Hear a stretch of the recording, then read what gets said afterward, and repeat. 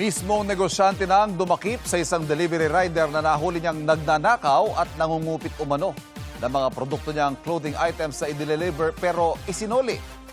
Kung hindi kasi kulang ang ibinabalik na produkto, pinalitan naman ang nasa loob ng packaging. Nakatutok si Rafi Tima.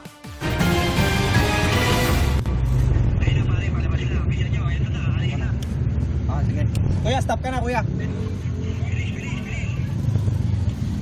Nagsagawa ng citizen's arrest ang may-ari ng clothing store na ito.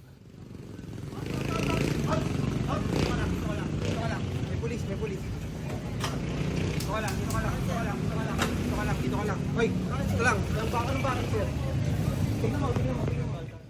Dinakip niya ang hinihinala niyang nagnanakaw at nangungupit ng mga ibinibenta nilang damit. May binagi ko eh. Buksan mo. Oh, ito. Nasa yung video. Intersect? Siya pala ang suki nilang logistics rider na regular na kumukuha ng kanilang mga ibinibentang damit sa Makati. Ayon sa negosyante, napunin nilang hindi tugma ang inventaryo ng kanilang mga order at delivery ng damit. Marami na silang kaso na ang dapat ay for return na item dahil sa cancelled order. Kulang umano pagbalik sa kanila.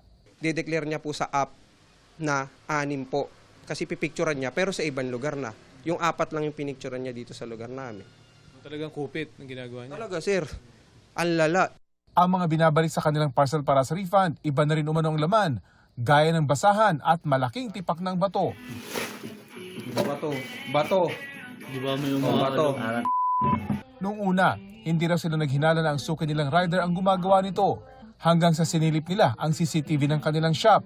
Nakita po namin na base sa mga CCTV namin, sobra and kulang po yung ginagawa niya. Sobrang kuha, tapos kulang po ang binabalik. Actually, parang 3 to 4K yung nahuli namin nung araw na yun eh.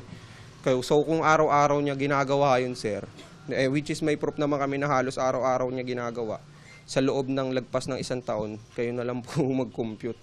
Posible raw umabot na sa milyon ang nanakaw ng rider. Sana maayos na nila yan. And ba-compensate nila lahat ng mga nanakaw, ng mga empleyado na talagang kasi feeling ko dapat mas strict sila sa pag-hire ng mga tao para hindi na nauulit yung mga ganito. Nakakulong na sa Makati City Police ang suspect at nahaharap sa patong-patong na reklamo. Nakipag-ugnayan raw ang logistics company kung saan nagtatrabaho ang suspect. Rafi Tima, nakatutok, 24 oras.